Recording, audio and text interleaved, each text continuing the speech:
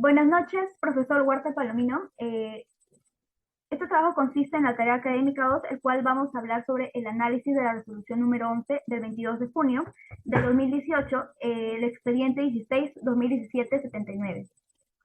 Somos el grupo número 6, el cual está conformado por Guadalupe Arias, Fabricio Ábalos, Heidi Bautista, Georgina Cuba, Pamela Imán, Jason Zúñiga y quienes habla, Pamela Vaz. Primero realizaremos la primera pregunta, el cual es sobre qué sujeto procesal se pronuncia la primera Sala Penal de Apelaciones Nacional. La Sala Penal se pronuncia sobre los sujetos procesales que fueron incorporados en la resolución número 5 de fecha 28 de febrero de 2018, las cuales son las empresas, ingenieros civiles y contratistas generales, el cual su representante fue el abogado Juan Díaz Ugaz y como abogado de interconsulta se encuentra Francisco José. Mientras que por la empresa Grani Montero, su defensa técnica fue realizado por el abogado González del Río y como abogado de interconsulta se encuentra Edward Martín Calme. De igual manera, para J&M, su representante es el mismo que en ingenieros civiles y contratistas, el doctor González del Río y Edward Calme. Y por último, en JJCC Contratistas Generales, fue representado por el abogado Lin Martín Morón. Bueno, se declaró fundado el requerimiento de incorporación de dichas personas jurídicas al presente proceso penal, el cual fue solicitado por el Ministerio Público, teniendo como representante al fiscal especializado en delitos de corrupción de funcionarios, al doctor Hamilton Castro Trigoso. Por parte de la Procuraduría Pública se encuentra la abogada Marilyn Vega Caro, el cual el Ministerio considera que existe dos delitos. El primero es de colusión y lavado de activos en agravio del Estado. La defensa por parte del Ministerio Público al respecto de la colusión es que se mantuvo una reunión entre dos personas naturales en lugares externos a la empresa. Y respecto al lavado de activos, se menciona que se habría perpetuado en las juntas de accionistas de personas jurídicas que no habían sido incorporadas. A continuación, mi compañero. Buenas noches, profesor. Buenas noches, compañeros. Vamos a continuar con la exposición con respecto a los sujetos procesales. La siguiente diapositiva, por favor, compañera. Bien. Con respecto a dichas personas jurídicas, que es Graña y Montero, Sociedad Anónima Abierta, y G&M, Sociedad Anónima, se les pretendía incluir en el proceso penal por la presunta comisión de los delitos de colusión y otros en conexo, donde la sala decidió revocar y declarar improcedente el pedido del fiscal para poder incorporar a dichas personas jurídicas antes citadas. En resumen, la defensa técnica de las personas jurídicas sustentó una apelación señalando de que la resolución judicial recurrida se sustenta en una interpretación particular del magistrado, basada en una sola evaluación formal del requerimiento. Así también indicó en su fundamento que debe desarrollar el juez partiendo del planteamiento del Ministerio Público y asimismo también del debate de la audiencia. Sin embargo, con respecto a ello, la primera Fiscalía Superior Nacional especializada en delitos de corrupción de funcionarios indicó que por parte de los abogados defensores existe una apreciación falsa, ya que el requerimiento fiscal ha cumplido todos los parámetros, ha cumplido ciertos requerimientos para para solicitar así la incorporación de dichas personas jurídicas. Esto es en cuanto a sujetos procesales. Vamos a dar el pase a mi compañero para que continúe con la exposición. Segunda pregunta. ¿Estamos de acuerdo con el pronunciamiento de la primera Sala Penal de Apelaciones Nacional sobre la incorporación de la persona jurídica al proceso penal? Sí, estamos de acuerdo. Porque, en primer lugar, esto se basa en una medida más que todo destinada a obtener de manera legitimada información sobre el actuar, al igual que la interpretación. De igual manera, estamos de acuerdo con que su incorporación relacionada al caso, ya que de esta manera consideramos que las consecuencias que son establecidas administrativamente no están verdaderamente al nivel de la solución del caso específico, porque no se está enfocando en el delito como tal, siendo algo más severo y que no solamente puede ser visto por vía administrativa a través de la persona natural. Por otro lado, tenemos la responsabilidad penal de las personas jurídicas. La misma se encuentra regulada en el Código Penal y en el Código Procesal Penal, para lo cual se exige su incorporación formal al proceso penal, en cuyo caso se requerirá que se identifique a la persona jurídica, es decir, se precise la cadena de atribución existente en su contra y la fundamentación legal correspondiente a fin de que esto fuera el seno del proceso penal, ya que puede así defenderse de los cargos que se le atribuyen, para finalmente decidirse si es viable o no la imposición de una consecuencia accesoria en contra de la persona jurídica, como puede ser la multa, el dictado de previsiones, suspensión de actividades, disolución y liquidación de la sociedad y clausura de locales o establecimientos, siendo una fuerte sanción especial a la persona jurídica. Ahora va a continuar mi compañero Fabricio. El Código Penal, en su artículo 105, menciona que prohibición a la sociedad, fundación, asociación, cooperativa o comité de realizar en el futuro actividades de la clase de aquellas en cuyo ejercicio se haya cometido, favorecido o encubierto el delito. En síntesis, sustentamos nuestra postura manifestando que la decisión de considerar la incorporación de la persona jurídica en el proceso penal es justificable, debido a que ello se pudo determinar en la investigación de la actividad societaria, la relación de la cadena de atribución con la persona jurídica en acciones de favorimiento o encubrimiento del hecho punible, pues se considera que el acto de lavado de activos se estaría ejecutando ahí. Por último, el reparto de utilidades diferenciado involucra activos y pasivos cuya titularidad corresponde a las empresas. De esta manera se justifica la intervención realizada por la presunta participación en la realización de lavados de activos.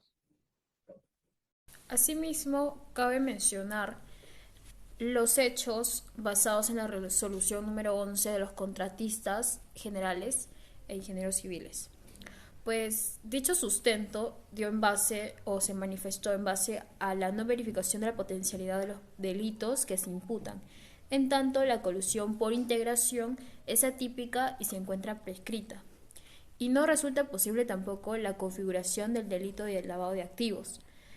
Además de ello, no se ha explicado concretamente cómo es que la persona jurídica sirvió para la realización, favorecimiento o encubrimiento de los presuntos delitos ya mencionados, repitiéndose solo las imputaciones personales contra sus representantes. Esto hace que se dé por visto o por entendible a que la colusión se imputa a la supuesta reunión de dos personas naturales en lugares externos a la empresa ya mencionada. Y pues recalcando al delito de lavado de activos, este se habría perpetuado en las juntas de accionistas de personas jurídicas que no han sido incorporadas. Esto hace que de alguna manera surja una estigmatización y pues que no haya un acreditado hacia la peligrosidad de la persona jurídica.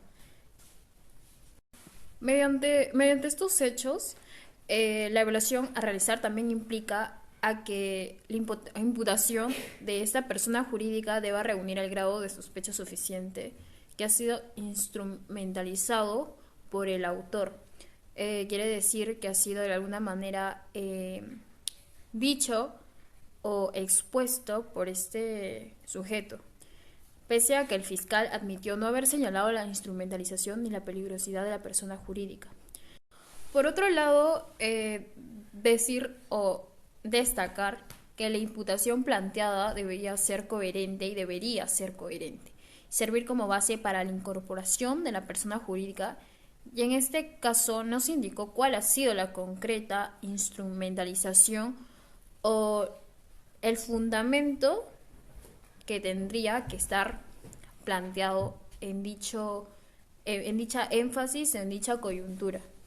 Pues finalmente, dando como conclusión, como síntesis, el delito específicamente o el hecho que se brinda es básicamente al delito de lavado de activos, pues la imputación en esto se especifica o se basa, se plantea, pues se habría configurado en la repartición diferenciada de dividendos sin la participación de estas empresas ya mencionadas, por lo que no se les podría imponer consecuencias accesorias. Y pues ya como dando conclusión a lo que vendría a ser los hechos, pues básicamente se fundamenta o se toma como prioridad, de alguna manera decirlo así, es al delito de lavado de activos de aquella empresa o de aquella organización que se manifiesta en dicha resolución. Profesor, buenos días. Continuando con la exposición, ahora vamos a hablar sobre la incorporación de las personas jurídicas al proceso penal. Para comenzar, como un tema con algo introductorio, debemos de mencionar que el Código Penal en el artículo 28 no les establece en sí una sanción a las personas jurídicas, más bien pone una sanción a las personas naturales. Por ello, de acuerdo a la sentencia sobre las acusaciones a las empresas Ingenieros Civiles, Contratistas Generales S.A., Graña y Montero S.A.A., G&M S.A., JJCC, Contratistas Generales, ¿ya? Se basa en la incorporación a estas personas jurídicas por el hecho de haber delinquido. Pero debemos de entender también que las personas jurídicas son entes jurídicos por la cual los que sí tienen esa facultad de poder accionar son las personas naturales. Por ello, me he basado en dos principios. El primer principio nos menciona sobre societas delinquer non potes, la cual nos refiere a que las personas jurídicas no pueden delinquir, dado a que tienen poca capacidad de acción para desarrollar actos ilícitos. Entonces, yendo en esta postura, también nos basamos en otro principio, societas delinquer potes, dado que es una nueva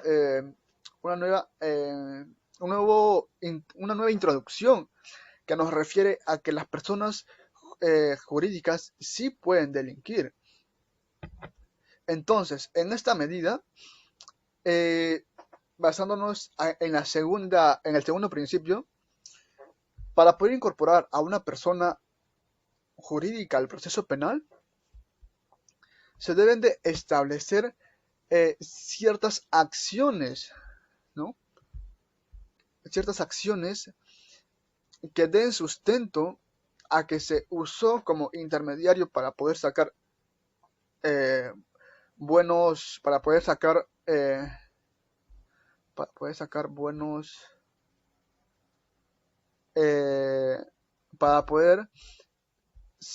buen provecho en esta medida, ¿no? Un caso peculiar respecto a los delitos es el caso de Odebrecht, dado en el gobierno de Toledo. En este caso se refiere a que la empresa brasilera, ¿no?, había obtenido por parte del Estado peruano licitaciones irregulares para poder obtener, ¿no?, la contratación de aquella obra entre Perú y Brasil, ¿no?, que es la llamada carretera interoceánica. Entonces, para poder introducir ya y dado los fundamentos, ¿no?, de los principios y un caso, las personas jurídicas mencionadas en el expediente van a tener que cumplir ciertos rasgos que inciden en el hecho punible, ¿no?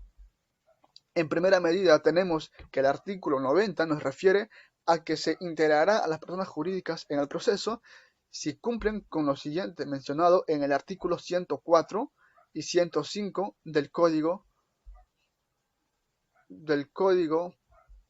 Penal, ¿no? Del Código Penal. El artículo 104 nos menciona que la privación de beneficios obtenidos por infracción penal a personas jurídicas. Para que se pueda desarrollar este tema, ¿no? El juez debe decretar asimismo la privación de los beneficios obtenidos por las personas jurídicas, ¿no? Arrebatar eso que se obtuvo de manera irregular. Entonces, el artículo 105 ¿ya? Nos refiere que las empresas culpadas que realizaron actos irregulares poniendo a su empresa como medio para recibir la licitación del Estado peruano, ¿no? Si el hecho punible fuera cometido en ejercicio de la actividad de cualquier persona jurídica, utilizando a su organización como medio para obtener favoritismo o encubrirlo. Entonces, si vemos estos hechos que han cometido las personas jurídicas, el juez deberá aplicar todas o algunas de las medidas expresadas, ¿no? Que vienen a ser 5. El primero es la clausura de los locales, disolución y liquidación de la sociedad, asociación, fundación, ¿no? Como tercer punto es la suspensión de las actividades de la sociedad, asociación, fundación, cooperativa o comité por un plazo no mayor de 2 años. Y como cuarto punto, la prohibición a la sociedad, fundación y asociación, ¿no? Y como último punto, la multa, ¿no? Que deberá ser no menor de 5 ni mayor de 500 unidades impositivas tributarias. Entonces, respecto a esto, se va a incorporar a las personas jurídicas al proceso penal siempre y cuando han tenido algún hecho punible que sustente el haber delinquido. En este caso, yo estoy de acuerdo que la introducción a la empresa Odebrecht, dado a las licitaciones irregulares dadas en el gobierno de Toledo, es un punto fijo por la cual esta empresa debe de responder y sustentar, ¿no? sustentar el hecho punible que ha desarrollado con el Estado peruano, ¿no? Mediante esto, muchas gracias.